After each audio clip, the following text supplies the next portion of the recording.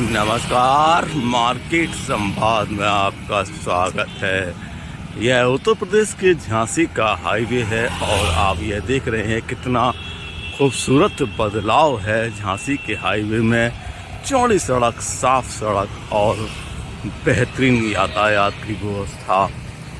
आसपास इस हाईवे पर कई सारी बड़ी बड़ी कॉलोनियों का निर्माण हो गया है और ऐसे में अब सभी कॉलोनियों में चुनावी दस्तक जो शुरू हुई है उसमें फ़िलहाल हम आपको कुछ अहम जानकारियां दे दें, क्योंकि निकाय चुनाव को लेकर कल नाम वापसी का अंतिम दिन है। यानी अब कौन सा प्रत्याशी सामने रह जाएगा वह कल फाइनल हो जाएगा महापौर पद के लिए और सभासद पद के लिए। वैसे तो झांसी में जो नामांकन की जांच हुई है उसमें 10 लोगों के नाम सही पाए गए हैं।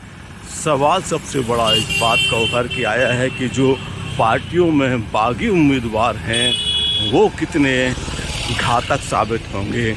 वैसे भारतीय जनता पार्टी ने एक अपने बागी उम्मीदवार किरण राजू बुक सेलर को मना लिया है और वह नाम वापसी के लिए तैयार हो गई हैं।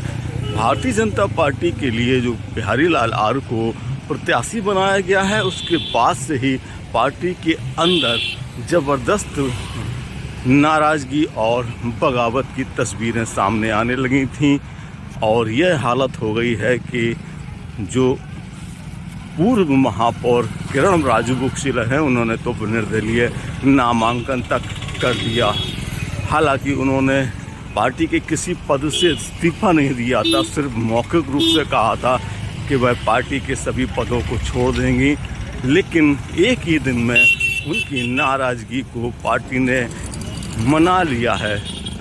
हालांकि कहा यह जा रहा है कि बड़े लोगों की नाराज़गी मनाने से जो निचले स्तर पर नाराज़गी है वो कैसे कंट्रोल होगी, यह देखने वाली बात है। क्योंकि भारतीय जनता पार्टी के अधिकांश कार्यकर्ताओं में इस बात को लेकर नाराज़गी है कि पार्टी में बाहर से आए लोग टिकट पा जाते हैं जबकि वह मेहनत करते हैं और उन्हें कुछ नहीं मिल पाता है।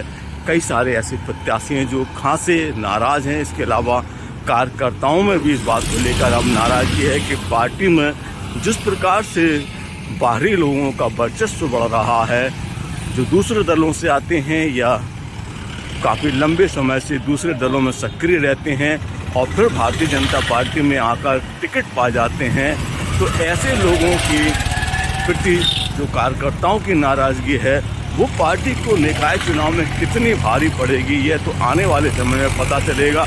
लेकिन फ़िलहाल अभी संगठन के नाम पर बड़े जो बगावती लोग थे जिनमें किरण राजू बुक सेलर शामिल हैं उनको तो फ़िलहाल मना लिया है। यही हाल अगर बगावत का देखा जाए तो समाजवादी पार्टी में भी है। वहाँ भी सतीश जतारिया को जो टिकट दिया गया है और उनके खिलाफ रघुवीर चौधरी ने मोर्चा खोल दिया, उन्होंने अपनी दावेदारी अलग कर दी है और वह तो यहाँ तक दावा कर रहे हैं कि वह ही असली समाजवादी पार्टी के प्रत्याशी हैं। अब उनका क्या होगा यह देखने वाली बात होगी। यही हाल बहुजन समाज पार्टी का है, वहाँ भी बागी उम्मीदवार कई सारे खड़े हुए हैं। तो फिलहाल झांसी में जो निकाय चुनाव में महापौर का चुनाव है इसमें जितनी ज़्यादा रोचकता इस बात को लेकर है कि जीत हार कितनी होगी, उससे ज़्यादा रोचकता इस बात को देखने को मिलेगी कि जो बागी हैं वह कितना खेल बिगाड़ते हैं और उनके खेल बिगाड़ने को पार्टियाँ कैसे मैनेज करती हैं। भारतीय जनता पार्टी के लिए इस समय सबसे बड़ा सवाल निकाय चुनाव से जीत से ज़्यादा इस बात को फोकस करने में अभी 2-3 दिन का समय निकल जाएगा कि जो बागी हैं या जो नाराज़ लोग हैं उन्हें कैसे मैनेज किया जाए। हालांकि इसके लिए कई सारे लोगों को लगाया गया है।